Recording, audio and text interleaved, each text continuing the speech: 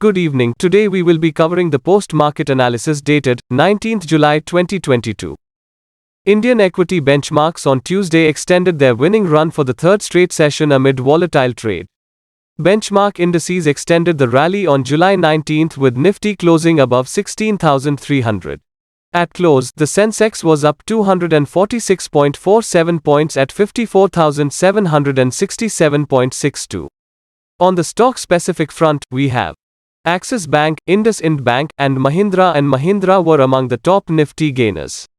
Sub-indexes Nifty Bank and Nifty Auto outperformed the NSE platform by rising as much as 1.02% and 1.05%, respectively.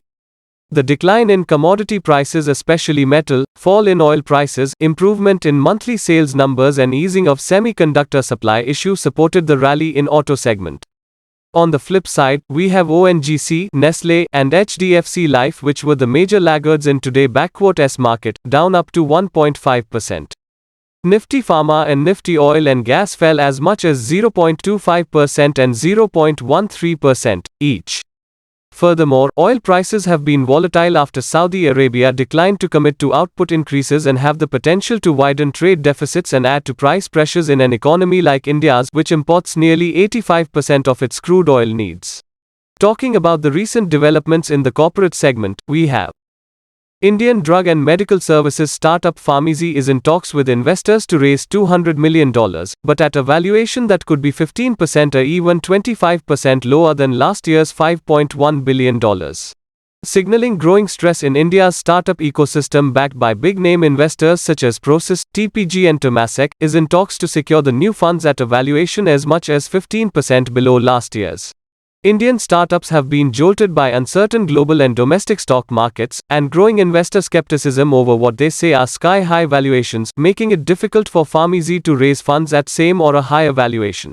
Pharmeasy's planned fund-raising is set to see participation from some existing investors, who have indicated they will commit about $115 million in the new round.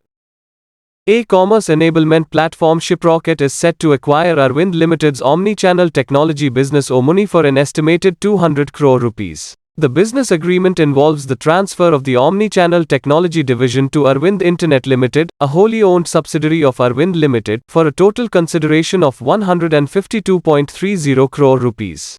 The entire shareholding of the company in AIL shall be transferred to Bigfoot Retail Solutions Private Limited for a consideration of 162.90 crore rupees. The transaction will be carried out as a combination of stock and cash for total consideration of 200 crore rupees.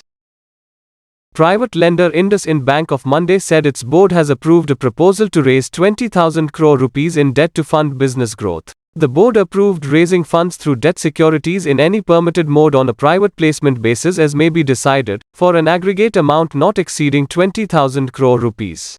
It can also be raised in foreign currencies as may be necessary subject to approval of the members of the bank and receipt of other governmental or regulatory approvals.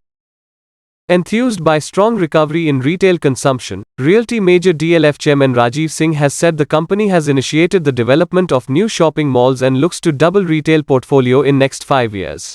At present, DLF has a retail footprint of 42 lakh square feet comprising 8 properties including malls and shopping centers mainly across Delhi NCR. You can contact us from the details mentioned on the screen via missed call, WhatsApp or email. Thank you for being patient and listening the video to the end. Please do like, share, and subscribe the channel to know the latest updates in the market. That's all for today. See you tomorrow.